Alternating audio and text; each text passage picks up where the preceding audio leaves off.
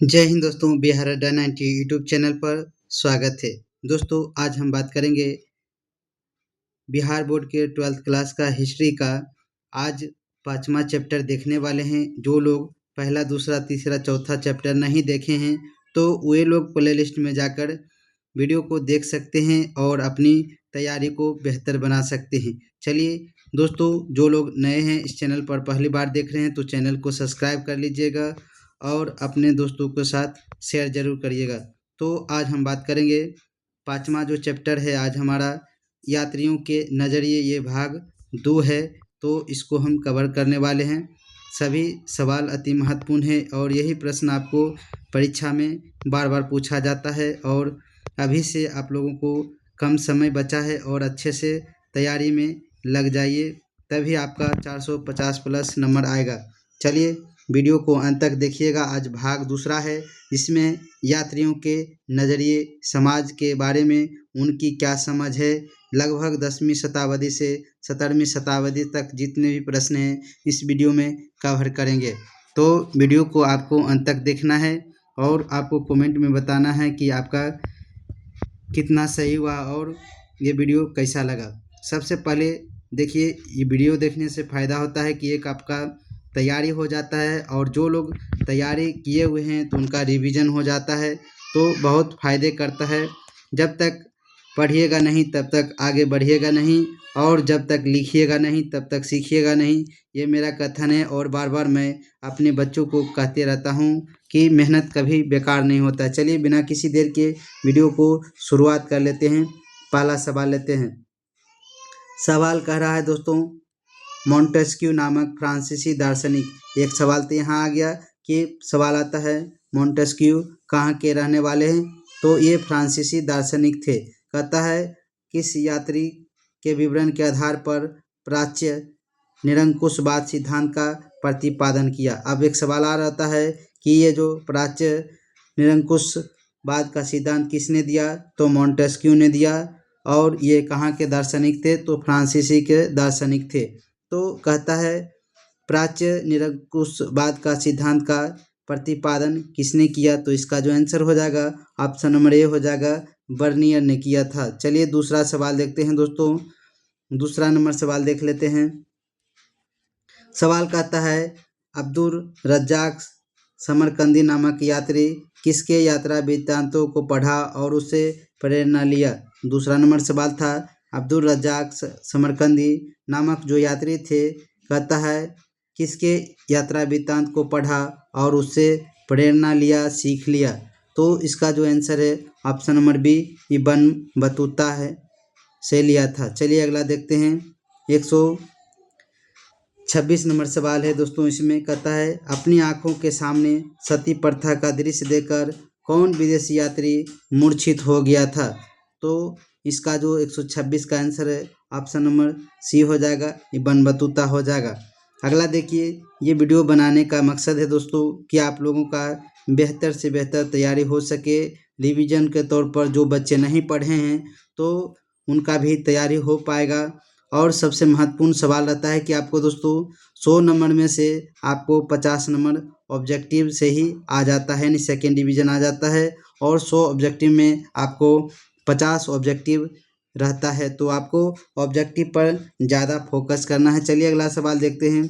लाहौर में एक 12 वर्षीय बालिका को ज़बरदस्ती सती बनाए जाने की मार्मिक घटना का को देखा हाल किस विदेशी यात्री ने बताया था। कहता है कि लाहौर एक जगह जो है पाकिस्तान में है, 12 वर्ष के बालक था, उनको ज़बरदस्ती सती बनाया गया था और इसकी आंखों देखा हाल घटना कौन से विदेशी यात्री ने बताया है। तो 127 का जो आंसर है आपको ऑप्शन नंबर डी हो जाएगा, बर्नियर हो जाएगा। चलिए अगला सवाल देखते हैं। सवाल है किताब उल रहेला किसकी यात्रा वृत्तांत को मिलता है, इसके बारे में किसके बारे में जानकारी मिलता है। तो आंसर जो है, और ये सवाल आपको सभी परीक्षा में पूछा जाता है खासकर, तो इसका इब्न बतूता हो जाएगा। अगला देखते हैं दोस्तों। कहता है मोहम्मद इब्न जूजिए ने मोरक्को से सुल्तान के कहने पर किसका यात्रा वृत्तांत लिखा था। तो इसका जो आंसर है दोस्तों option number B Ibn Battuta का लिखा था। अगला सवाल देखते हैं, सवाल नंबर 130 है। कहता है किस नगर का अथवा उसके किले का वर्णन प्रायः अधिकांश यात्रियों द्वारा किया गया। कौन सा किला है जो सभी उनका वर्णन किया था। तो 130 का जो आंसर है ग्वालियर का किला, ये मध्य प्रदेश में है। अगला सवाल देखते हैं, कहता है भारतीय अध्ययन संबंधी बाधाओं का वर्णन किस विदेशी यात्री ने किया था। कौन से विदेशी यात्री थे जिन्होंने भारतीय अध्ययन संबंधी बाधाओं को वर्णन किया था। तो आपका आंसर हो जाएगा अल्बर्टो ने इसका किया था।